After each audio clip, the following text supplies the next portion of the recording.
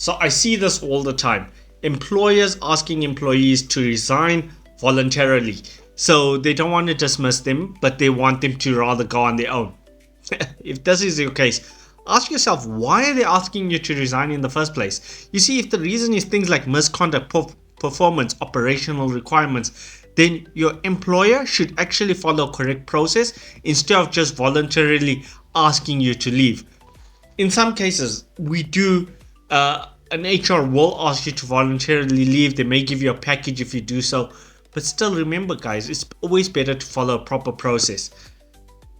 You must also understand what happens if you resign, right? So say you agree and you resign, because by resigning you lose your right to severance pay.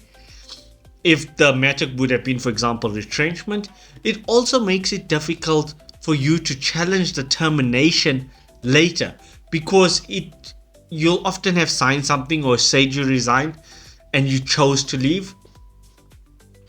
So be careful of that, even with UIF. And don't let yourself be pressured into signing a resignation letter immediately. Ask instead from your employer time to think it over. Take time, go home, read, understand before making a decision.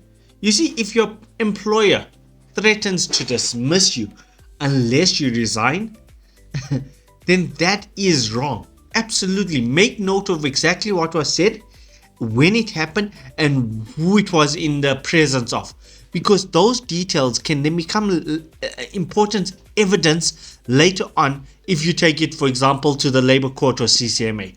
Right? Your resignation needs to be truly voluntary. The words are coming to me. Voluntary, not forced by the employer.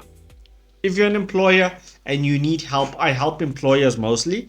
But if you're an employee, contact me. I'd help you for free. If you're an employer, ask HRM. It's a platform you can use, or contact me. I'd love to work with you. I work with a lot of other businesses, and I'd love to work with you too.